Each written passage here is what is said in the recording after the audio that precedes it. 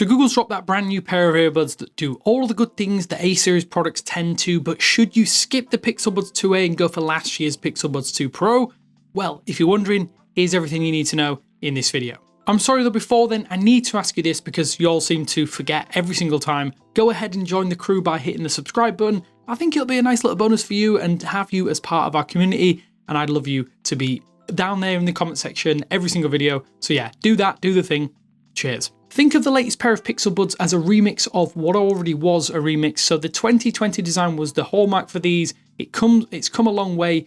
There's a lot of classic hallmarks still added, but the 2A and 2 Pro are very similar in stature, but have some key changes to help them stay at various ends of the price spectrum. A cheaper product usually has some drawbacks or cost-saving changes, and that's definitely true here. The Pixel Buds 2A cases are a lot smaller, as you can probably tell from these images, and made from marginally different materials, something you might not be able to tell. It is lighter, it's almost round in shape. I would like to have seen this being the same size, but it is what it is. And there is no room on the design here for a speaker on the case itself at the bottom to help you find it using the Find Hub application if you do happen to misplace it. So that is something definitely to notice. Some of the weight differential is due to the lack of wireless charging, which is a really sore and disappointing aspect on a $130 pair of earbuds as they start at that price point. The hinge as well is a little less robust in our testing, and the clasp shut isn't quite as secure, but it isn't insecure. Don't get it twisted,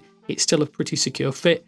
Even the pairing button on the bottom here has a little bit less travel, doesn't have quite the same satisfying click when you press it. I'd liken the Pixel Buds 2 Pro case to more like porcelain. This feels definitely like plastic. You can sort of tell, as I say, the materials aren't in the same league, especially with the LED light, as it isn't quite as sharp. Yeah, you can kind of tell that it's coming through a cheaper plastic chassis. Each earbud though has a similar shape. That's a good note. That's a good news. As while I will say the sizes are marginally adjusted, the new model does have an inserted vent and mesh cover.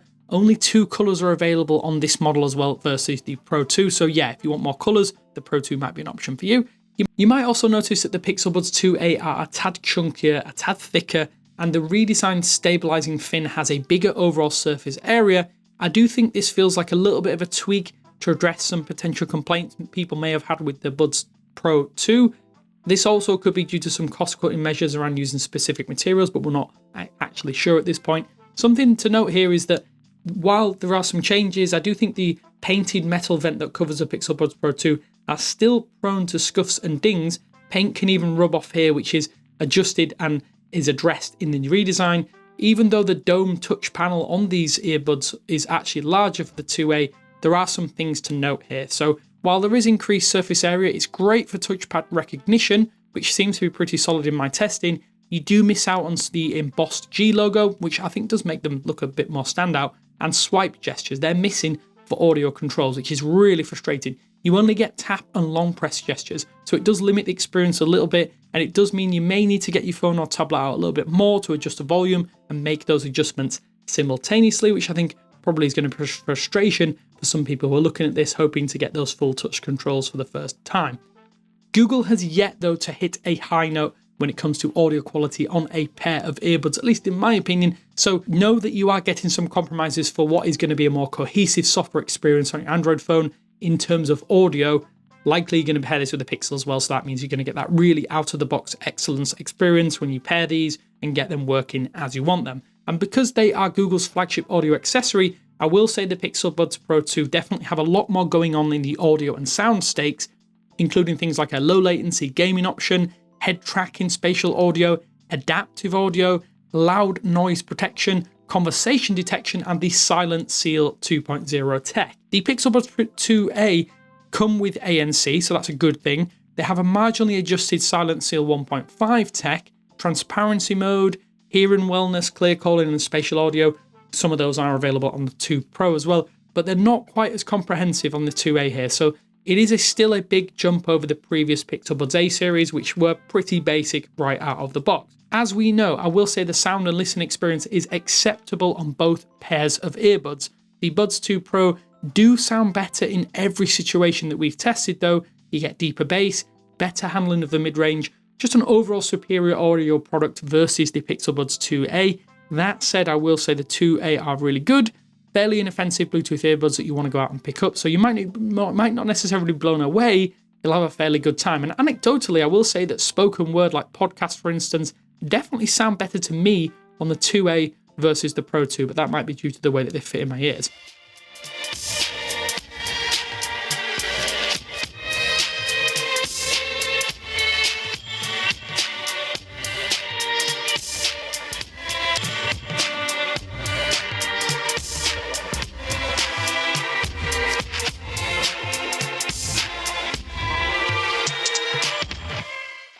One thing to note is that the transparency mode is a major step down though on the 2A.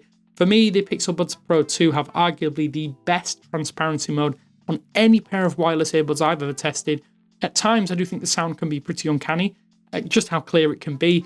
On the Buds 2A, this is not necessarily the case, and you will not get such a clear audio experience when using this transparency function. It does so without your ears feeling plugged.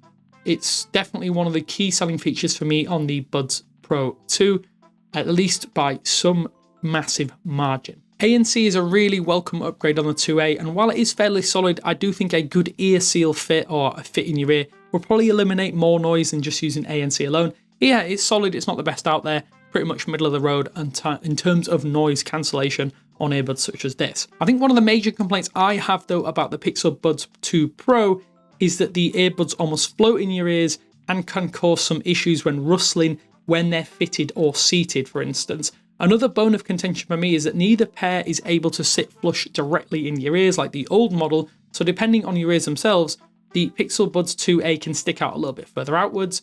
In my case, it tends to be the Pixel Buds Pro 2 which stick further outwards. This poses some problems for comfort no matter which option you choose, but it does mean you might not get a secure fit or as secure a fit as the previous generation if you've been using those. I will say the upgraded screw-in fit though is better and more comfortable than the old stabilising arc or fin. This doesn't dig into your ears quite as drastically, and the twist method is really secure. Each earbud sits further back in your ear as well. This means you can get more comfortable fits with the Pixel Buds Pro 2, and while they do float out a little bit more, possibly by a few extra millimeters, it will heavily depend on your ears themselves, as everyone has different ears in the world. Several hours of wear won't cause major discomfort for most people, as that plugged feeling is less prominent than it has been before. I don't know if that's down to the vents, but yeah, they're pretty comfortable for a few hours of wear.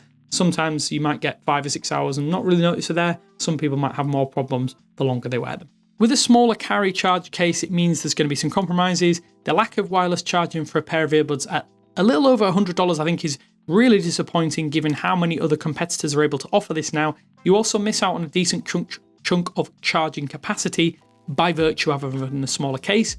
We're seeing around 7 or so hours of battery per earbud on the 2A when ANC is active, and that's at around 60 to 65% volume. It's around 9 or 10 hours on the Pixel Buds Pro 2 with the same settings. I think disabling ANC does increase lifespan to around 10 or 12 hours respectively, so yeah, if you can deal without ANC, you get you'll get a round the globe flight almost without having to charge the earbuds. I think the case though is where the longevity issues start to arise for us, as the 2A case can only offer around about an extra 20 hours or so of power with ANC. That's mostly due to the smaller form factor as it has smaller battery inside. It's quite disappointing compared to the 30 plus hours you can get from the Buds 2 Pro case. So yes, if you want something that's going to last a lot of time, you're not going to charge as frequently, probably is a Buds 2 Pro or Buds Pro 2 if I can say that correctly for you. So depending on the current pricing of each pair of earbuds, I think hands down the Pixel Buds Pro 2 are a better buy if you can snag a discount. I know they're currently charged at about $230 in the US at the retail price.